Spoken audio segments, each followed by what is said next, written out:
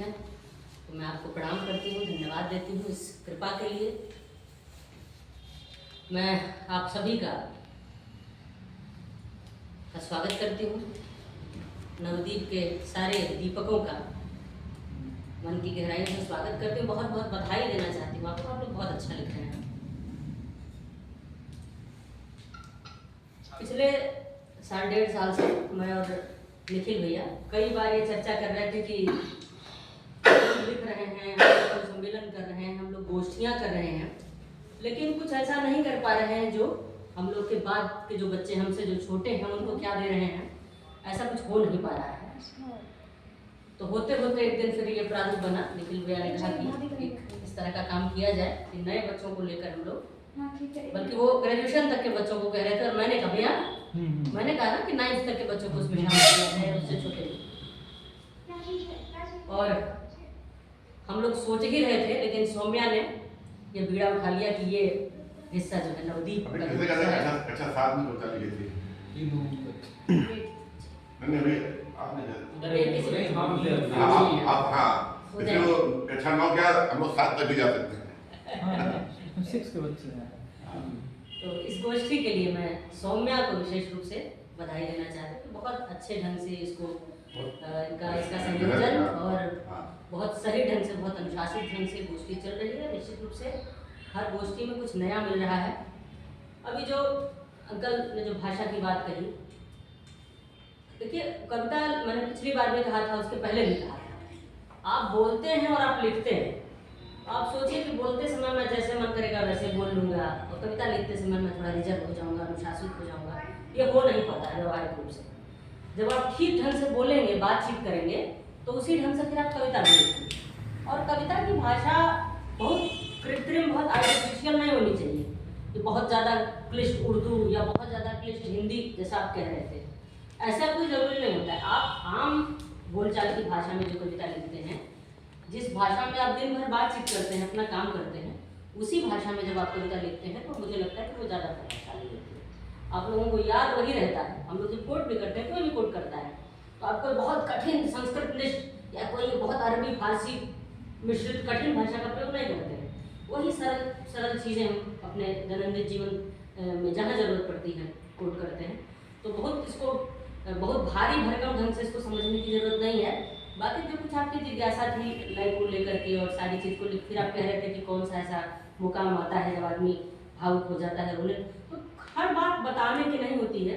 कुछ चीज़ें वक्त पर निर्भर करती हैं, कुछ चीज़ें अनुभूतिजन्य होती हैं। मैंने कब किन परिस्थितियों में क्या महसूस किया, ये बड़ा टेक्निकल मामला नहीं है कि मैं आपको समझा दूंगी ऐसा होगा तो आप भी ठीक ठीक वैसा ही महसूस करेंगे। आपने जो महसूस किया वो मैं महसूस करूँ, ये जरूरी नहीं। तो ये आपका कुछ व्यक्तिगत है, सबका व्यक्तिगत होता है कि किस चीज़ को देखकर आपको क्या असर पड़ता है और कैसे क्या प्रभाव पड़ता है। तो कुछ चीज़ें समय पर छोड़ दीजिए, अपना काम करते रहिए बस। तो करते करते बहुत ज़्यादा लिखने की ज़रूरत नहीं है। जब मन करे लिखने का, जब लगे कि अब लिखे बिना नहीं रहा जाएगा, तब लिखिए। ये कोई आवश्यक नहीं कि मैं हर दिन कुछ लिख ही दूँ, या कोई कंटेंट है दुनिया जहां कर रहा है तो मैं भी कर ही दूँ। सबके चक्कर में बहुत पढ़ने की जरूरत नहीं, सहज भाव से रहिए। और मैं भी उसी बात को दोहराना चाहती हूँ कि सबसे महत्वपूर्ण बात है मौलिकता।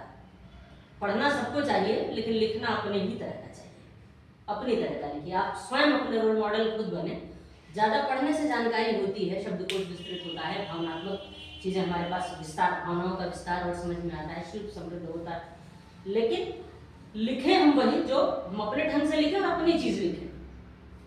आप जो हैं वही बनिए, आपको कोई और बनने की जरूरत नहीं, किसी और को फॉलो करने की जरूरत नहीं। सुनिए सबको, सराहिए सबको, बनिए आप स्वयं का ही बेहतर हो। तो ये मुझे लगता है यही ज़्यादा जरूरी चीज़ है। बाकी थोड़ा सा बाबू का था कि एक आप देख लो तक के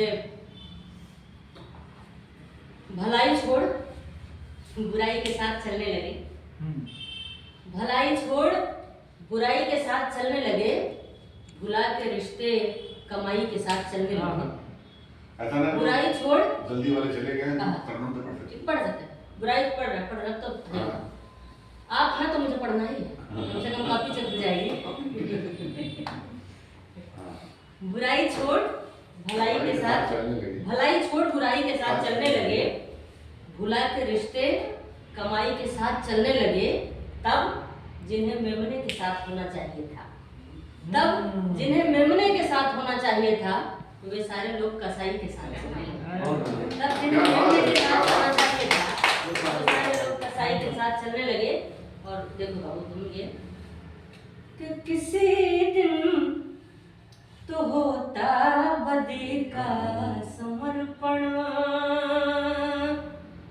किसी दिन तो होता बदी का समर्पण, समय भोगता है सदी का समर्पण।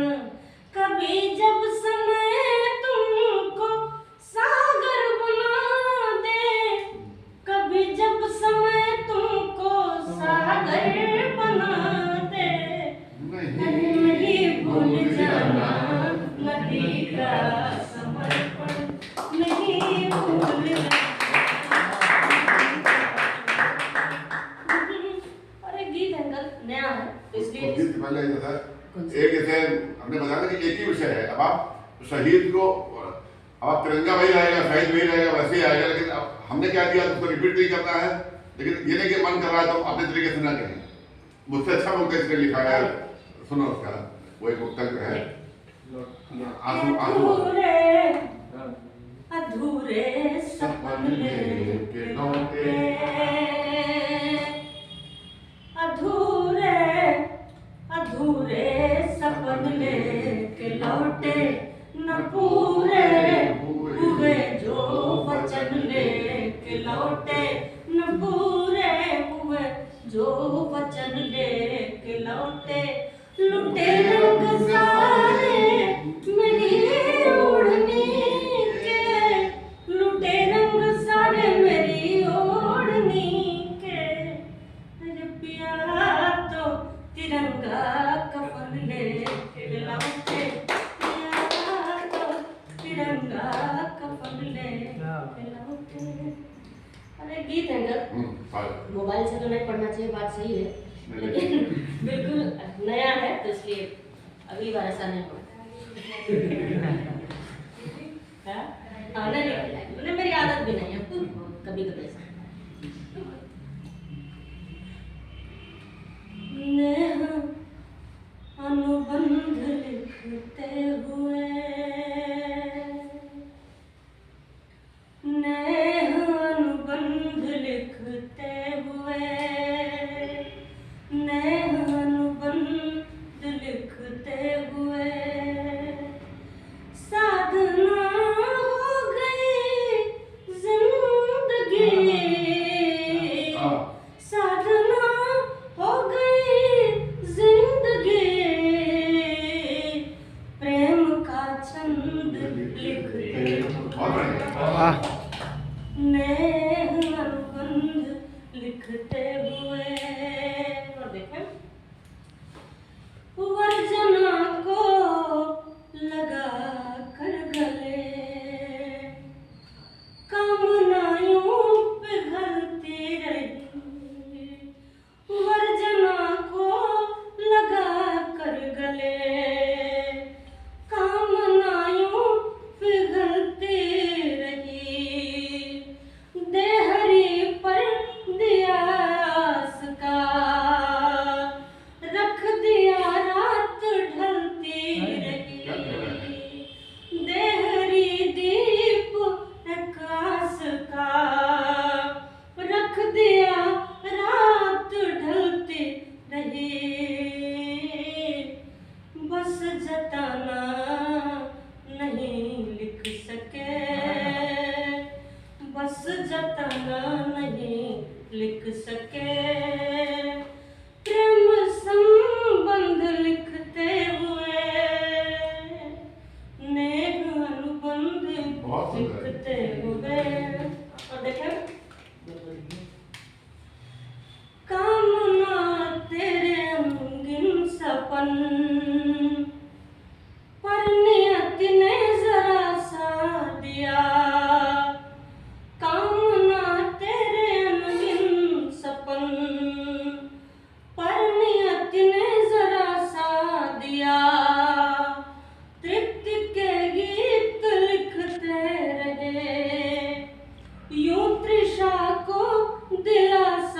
दिया, फिर उमड़ने लगी है नदी, फिर उमड़ने लगी है नदी। आज तटबंध लिखते हुए फिर उमड़ने लगी है नदी। और अंतिम बंद देखें कि कुछ फुहारें जगा कर गई, आज खिड़की खुली रह गई। कुछ फुहारें जगा कर गई, आज खिड़की खुली रह गई। कोई सावन भिंगा कर गया, याद फिर बावरी हो गई। कोई सावन भिगा कर गया, याद फिर बावरी हो गई। फिर सिसकने लगी लेखनी, फिर सिसकने लगी लेखनी। ये नया बंध लिखते क्या बात है, हैं, क्या बात, मेघ